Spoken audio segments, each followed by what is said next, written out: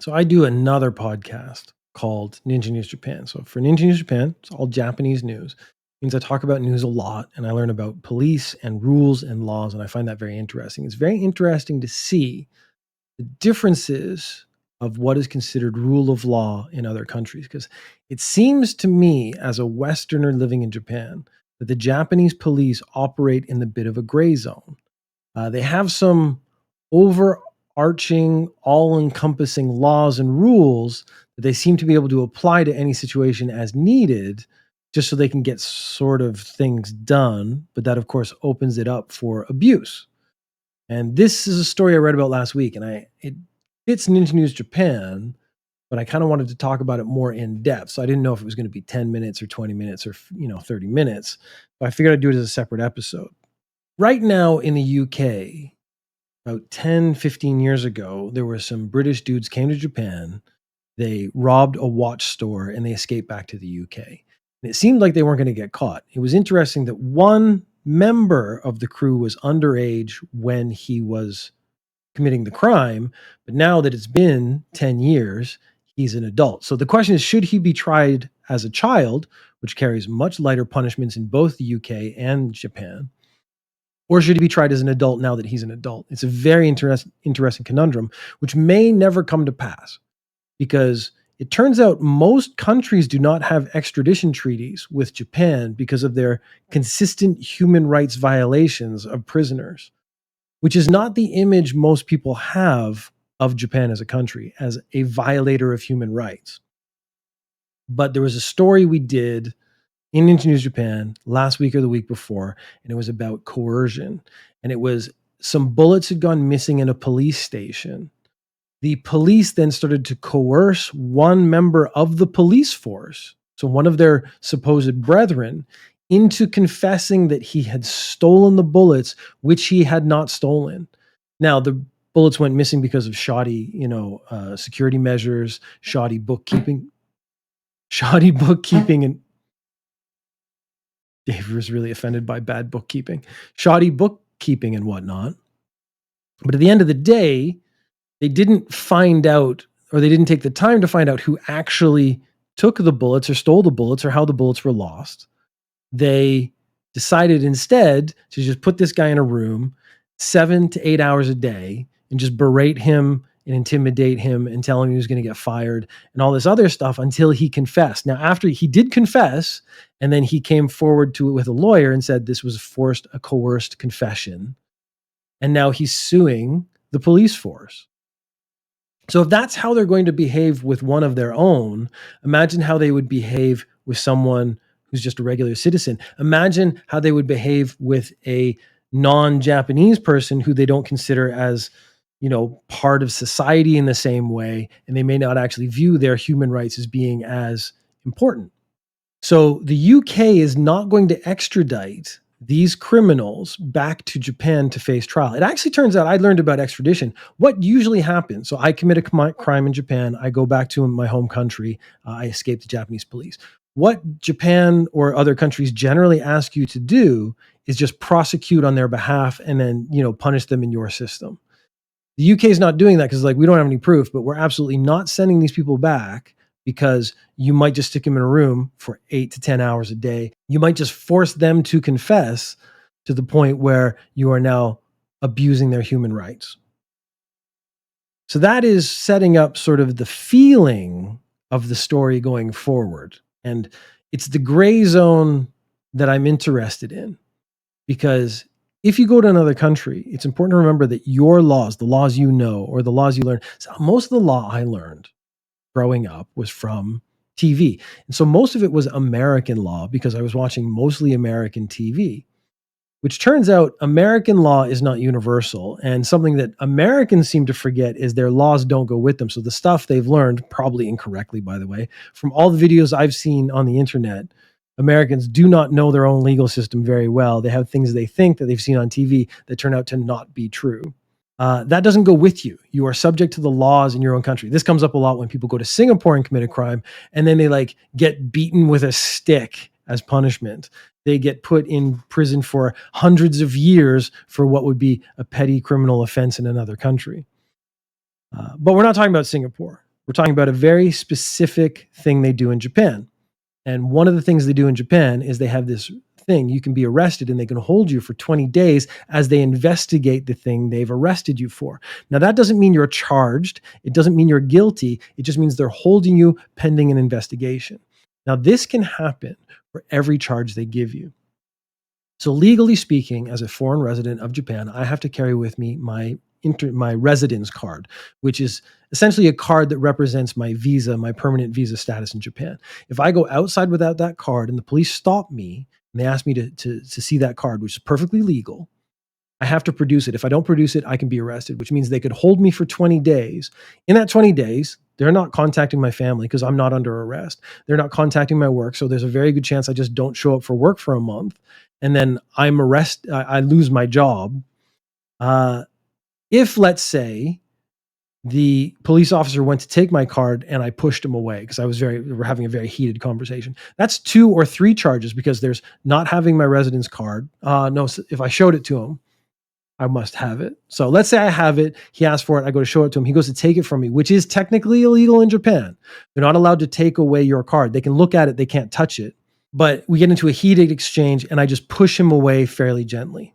Touching a police officer in Japan is assault of a police officer. You are not allowed to touch them. It is also interfering with police business, which is a catch-all law that they have called obstruction of business. Obstruction of business is used for anything they want to use it for. So you cause a kerfuffle in a restaurant, you can be arrested for the kerfuffle and obstruction of business. Obstruction of business has become a joke on Ninja News Japan, where I keep a counter because it happens almost every single week because they use almost every crime involves a business. And in obstruction of police duties is just obstruction of business. So they're using that for anything you do. If I talk to a cop, if I argue with a cop, if I push a cop, if I tell a cop not to touch me, that is obstruction of official duties. They can arrest me for that, hold me for 20 days. I touched the cop, they can hold me for 20 days. But what they do is they release you as you walk out the building. They're like, oh, come back in. We're arresting you again for the second charge. We're going to hold you for another 20 days. And during that 20 days I'm being held, again, I've lost my job, other things have happened. What they're actually doing is coercing me to make a confession. And the original intent was to disrupt drug trafficking sort of pathway. So I am a drug dealer. I'm in Japan. What they want to do is arrest me on 6 different things, take me off the street for 5 or 6 months. So I lose all my drug contacts. I lose all my customers. I can't sell drugs anymore. And that has disrupted my drug operation to such a degree, and they haven't even had to arrest me yet. So this is a legally gray way for them to hold me for an extended period. And the intent is acceptable. Like, we want to disrupt the drug trade.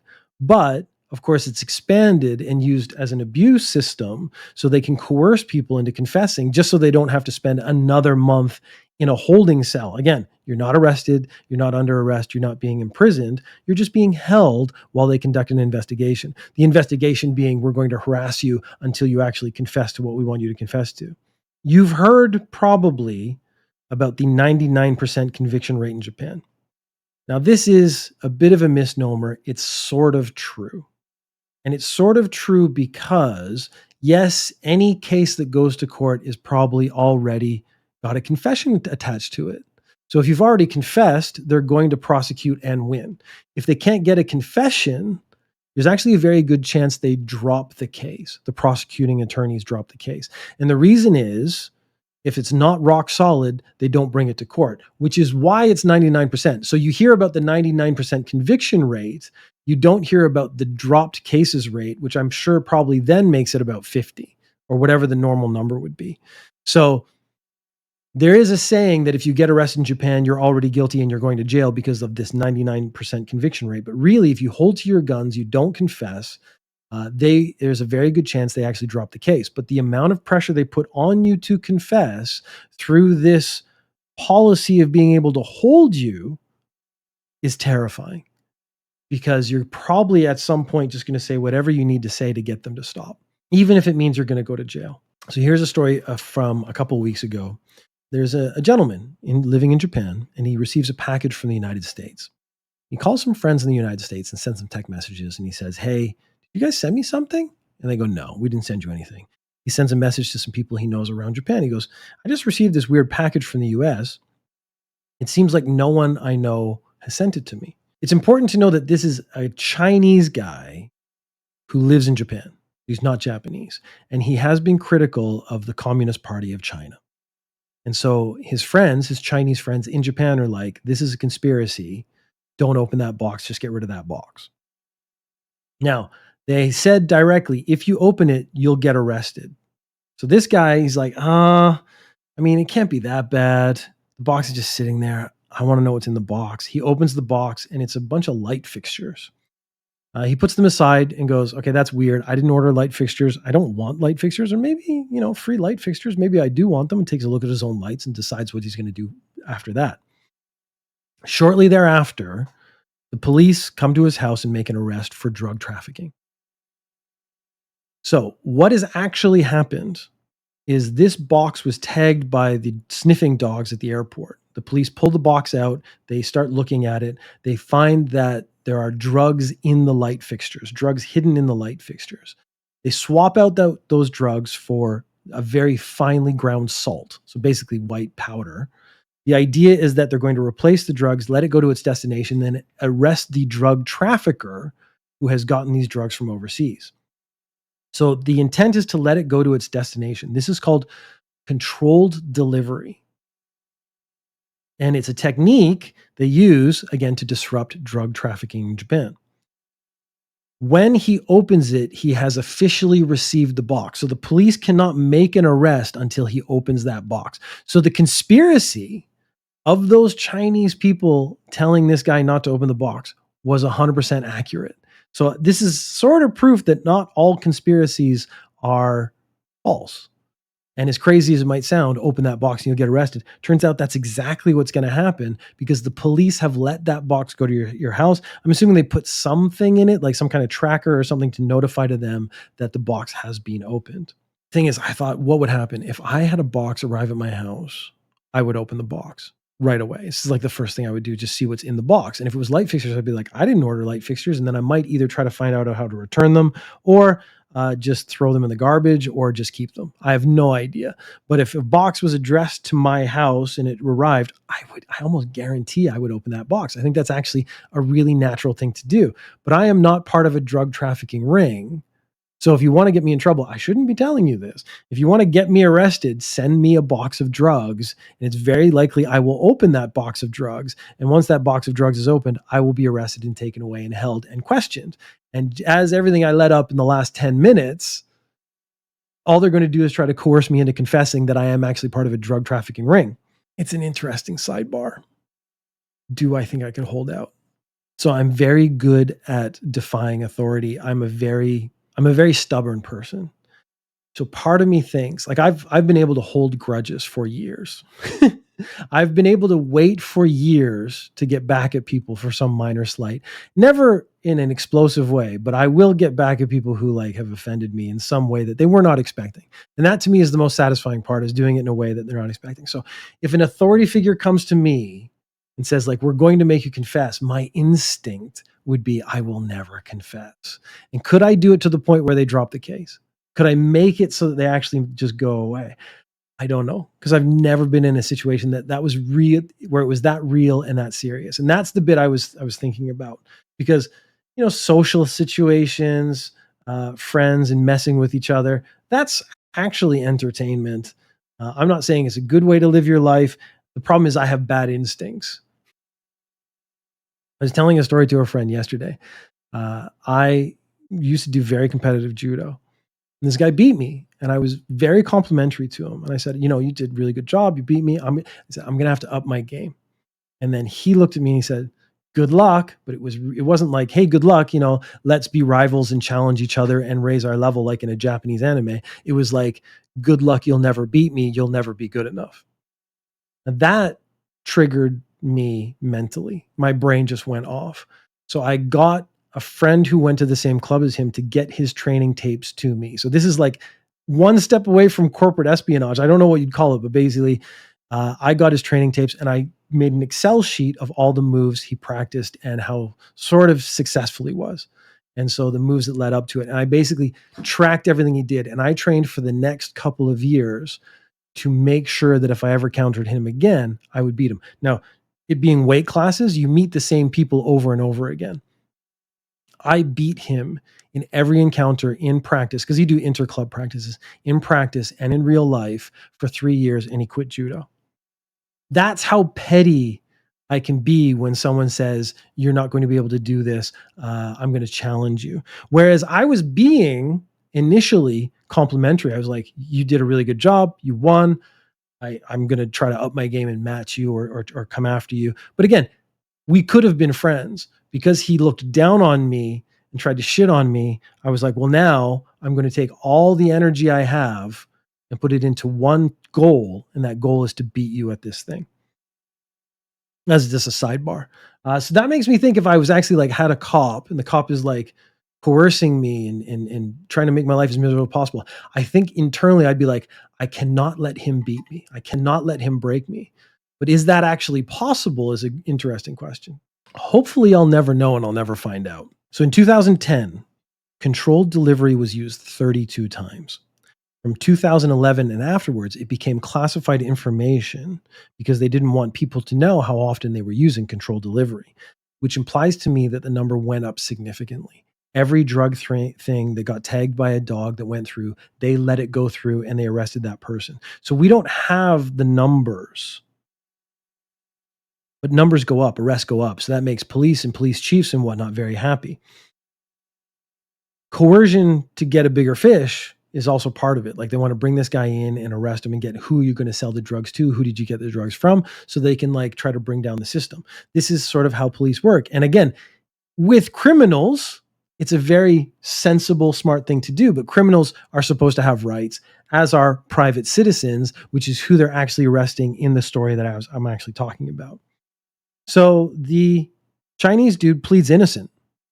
He says, I didn't do this, and he sticks to his guns, and they drop the charges because he didn't do anything with the box. But what actually saved him were those text messages. So he sent those text messages to his friends in America saying like, hey, did you send me something?